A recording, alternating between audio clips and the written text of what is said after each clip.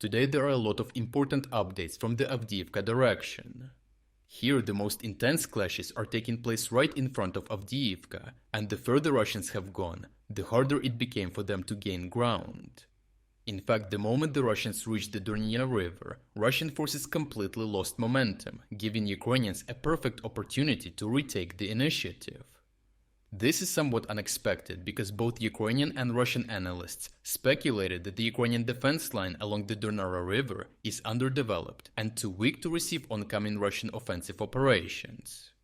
Nonetheless, the Institute for the Study of War assessed that Russian forces failed to seize the opportunity and crossed the river before Ukrainians could establish more cohesive and harder to penetrate defensive lines.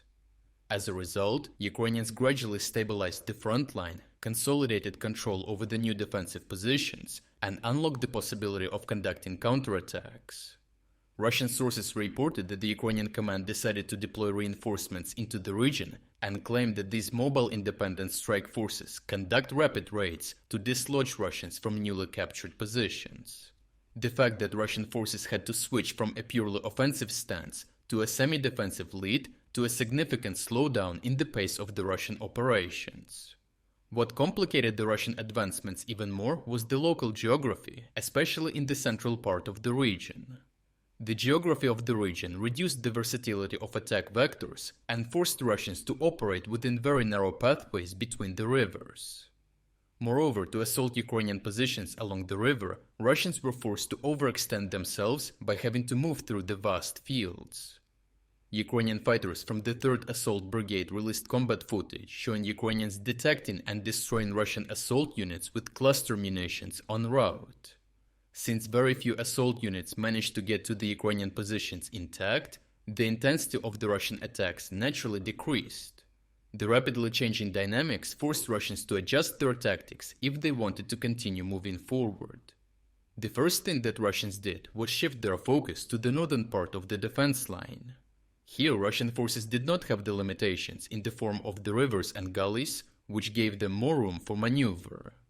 What is more, by breaching the Ukrainian defense in Berdichi, Russians would be able to attack Ukrainians from two sides and slice off the Ukrainian defense much more easily. The second thing Russians did was adapt to Ukrainian counterattacks by deploying basically suicide units. These units would try to penetrate the Ukrainian defense as deep as possible, entrench themselves, and hold an all-round defense to draw Ukrainian troops, buying Russians in the back some time to consolidate control over the gray zone. These units were usually too far from the rest, with no prospects of receiving supplies or reinforcements. In order to get so far behind the contact line, Russians deployed multiple armored fighting vehicles that rushed at full speed towards the settlement.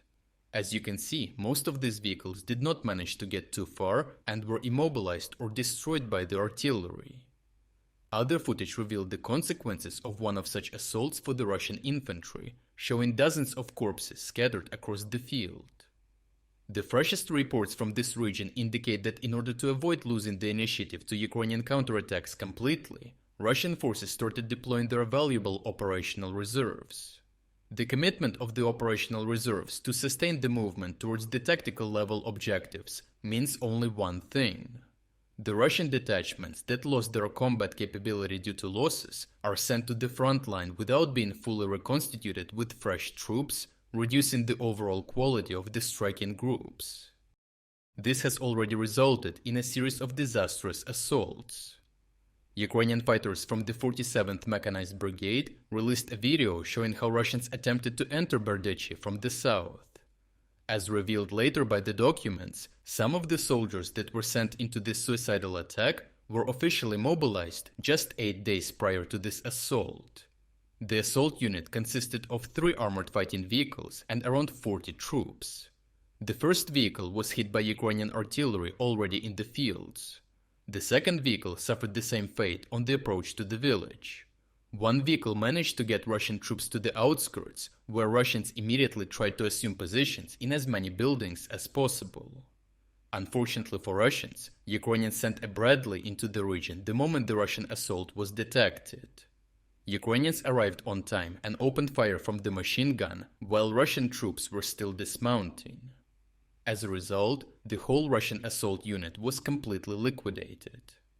Overall, Russians underestimated the level of preparedness of the Ukrainian defense line in front of Avdiivka.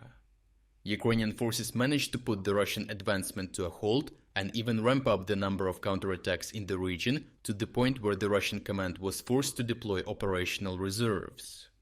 The fact that the deployed detachments were in the middle of reconstitution means that Ukrainians are undermining the long-term Russian offensive capabilities, which should lead to even greater stabilization of the front line.